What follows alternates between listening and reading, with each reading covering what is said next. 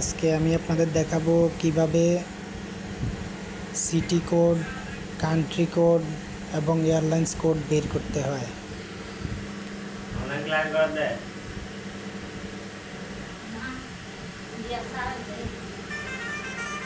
প্রথমে আই দিয়ে এন্টার দিতে হবে, এন্টার দিয়ে ইগনোর করে রিফ্রেশ করতে হবে।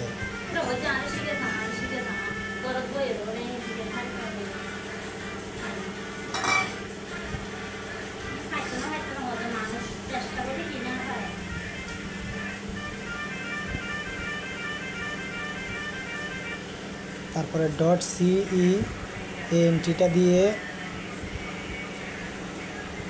সিটি নেম লিখতে হবে, লিখে এন্টার দিলে এটা সিটি কোড চলে আসবে। ঢাকা দিয়ে এন্টার দিয়েছি, এখন ডিএসি হচ্ছে ঢাকার কোড। এভাবে যে কোনো শহরের নাম দিলে চলে আসবে এয়ারপোর্ট থাকলে। তারপরে .cd কোড দিলে ওই এয়ারপোর্টের নাম চলে আসবে, সিটি নেম চলে আসবে। তারপরে .ae,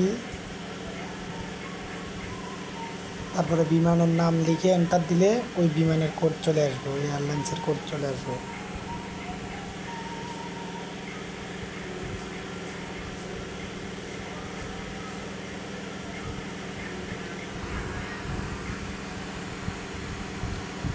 .ae থাই এয়ারওয়েজ, এটা দিয়ে এন্ট্রি দেওয়ার মাত্র দেখুন লেখা এসে গেছে টিজি হচ্ছে থাই এয়ারওয়েজের কোড।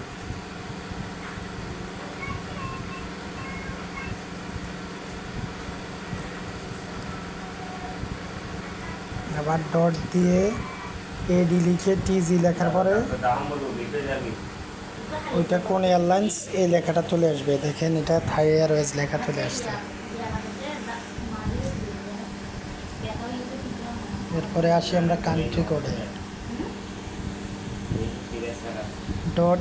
.le লিখে তারপরে কান্ট্রি নেম লিখে এন্টার দিলে ওই কান্ট্রির কোড চলে আসে।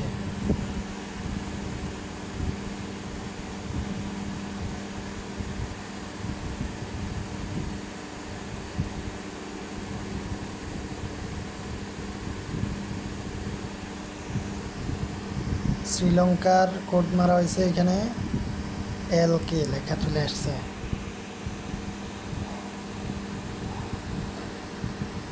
এরপরে .le লিখে বাংলাদেশ লিখছি, দেখেন এন্টার দেওয়া মাত্র বিডি চলে আসছে, বাংলাদেশের এয়ারপোর্ট, বাংলাদেশের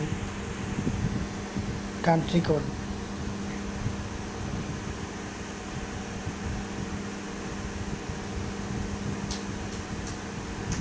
তারপরে এবার দেখাবো কান্ট্রি কোড দিয়ে কীভাবে দেশের নাম আসে। .ld লিখে কোড লিখলে, যেমন LD লিখে বিডি লিখলে এন্টার দিলে বাংলাদেশ লেখা চলে আসবে।